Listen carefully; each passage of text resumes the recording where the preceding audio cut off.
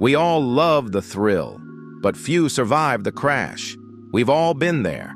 One moment you're minding your business, maybe folding laundry or reading a book on Stoicism, and then, bam! Someone walks by, smiles, and suddenly your dopamine is throwing a rave in your brain. Lust, my friends, is not subtle. It hits fast, burns hot, and if you're not careful, it'll hijack your self-improvement journey faster than you can say daily Stoic. Lust doesn't ask for permission, but it always leaves a price. Today, on Better Me, we're going to unpack the 5 stages of lust, not to shame them, but to understand them.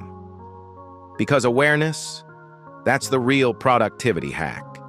And when you know what's going on in your brain and heart, you can choose wisely instead of spiraling emotionally. So grab your coffee, your journal, or maybe just your curiosity, because this one's going deep, with a smile, of course. It all begins with that first spark, when your brain lights up like a Christmas tree. Stage 1, initial attraction.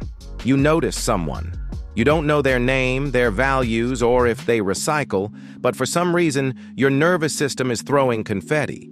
Your brain releases dopamine, your heart rate goes up, and your focus, gone. Welcome to the very first biological trap in what I like to call romantic optimism. This stage is 100% surface. There's no emotional intelligence here, no personal development. Just shiny hair, maybe a leather jacket, and pheromones doing their thing. Here's the self-improvement twist. Just because it's chemical doesn't mean you have to follow the script. Try this. Pause. Breathe. Ask yourself, is this attraction pulling me toward a better version of myself, or just toward a distraction? Better me take. Ever tried to focus on your goals, but your mind keeps rerouting to them? Yeah, lust does that. It hijacks your time, your attention, your peace. So if you're serious about time management or building self-discipline, remember, not every spark needs to become a fire. Sometimes the real glow-up is learning to pause.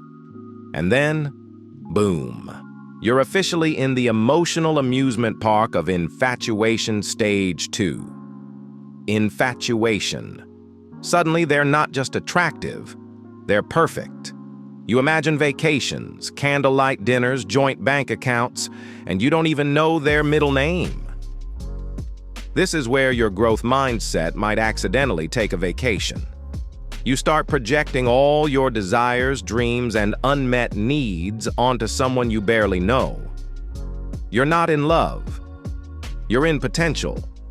It's exciting, yes, but also dangerous. Because infatuation often feels productive. Your brain's reward system is buzzing, but it's actually a shortcut that bypasses genuine emotional connection. It tricks you into feeling like something real is happening, when it's all internal. This is where emotional intelligence really earns its paycheck. Check in with what matters to you. Keep building your own growth. Jot down what you're actually feeling. Think of it as a minimalist checklist for your heart. Strip away the daydreams and ask yourself, what's really real here? Infatuation's fun, but don't go building a skyscraper on a sandcastle.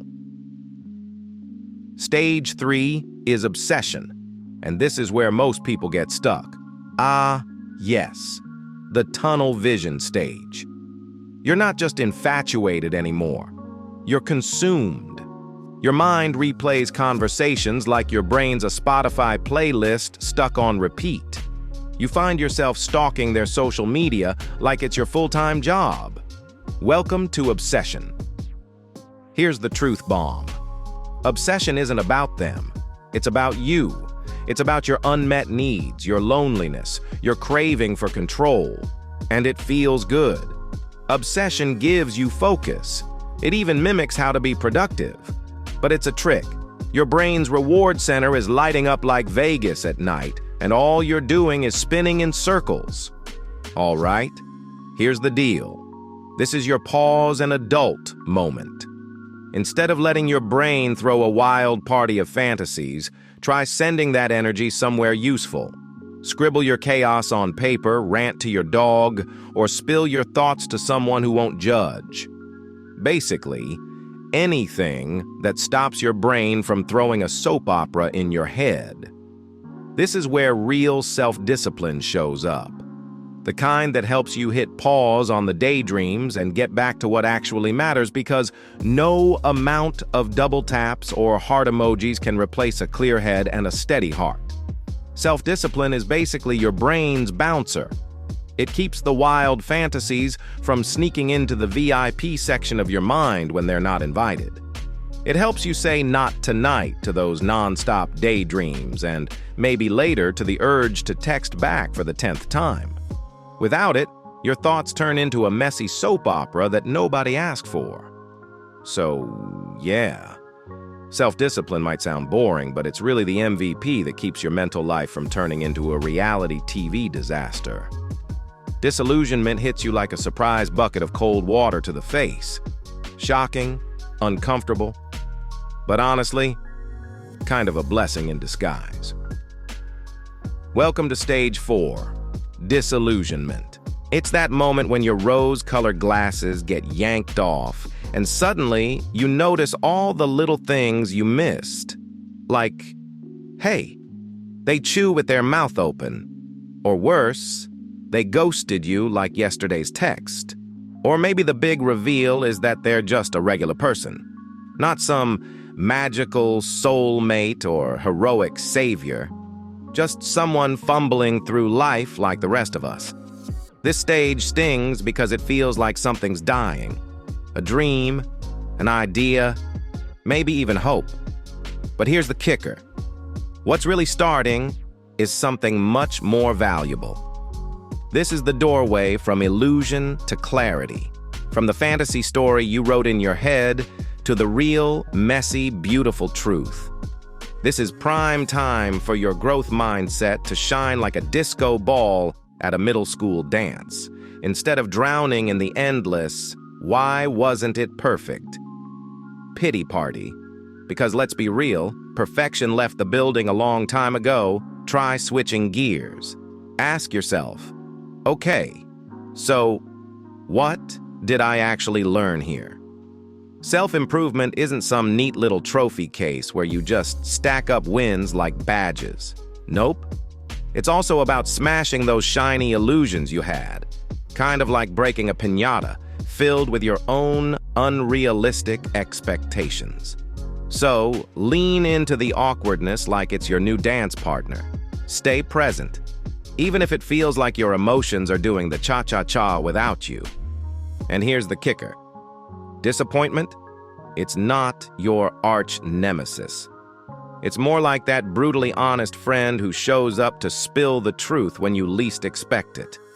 It's your brain's way of handing you the cheat codes to level up in the game of life. Embrace it, learn from it, and get ready for the next round. And finally, stage 5, the moment of truth, or the grand exit. You've survived the spark, the fireworks, the full-blown soap opera in your head. And now, the fantasy soundtrack has faded to silence. What's left? The unfiltered, unedited truth. Is there a story worth sticking around for? Or was it all special effects and smoke machines? This stage doesn't have neon lights or a dramatic score, but it's the heavyweight champ of the whole journey.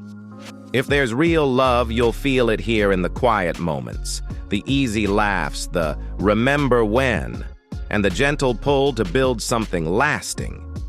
If not, well, this is also where you can bow out like the classy protagonist you are. Suitcase in hand, head held high. Either way, congratulations. You've leveled up. Because real self-improvement isn't just collecting happy endings, it's knowing when to write the sequel and when to close the book. Better me advice. No preaching promise. Think of this like deciding whether to renew your Netflix subscription. If the show still has good episodes ahead, binge on together.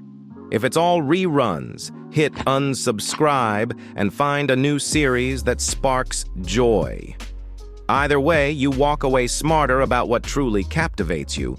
And that, my friend, is the plot twist you've been waiting for. So, where do we go from here? Lust isn't the villain in this story. It's more like that dramatic sidekick who crashes the party with flair and chaos. It's biology putting on a Broadway show. But here's the kicker. Just because it's loud and intense doesn't mean it's meaningful. The real skill?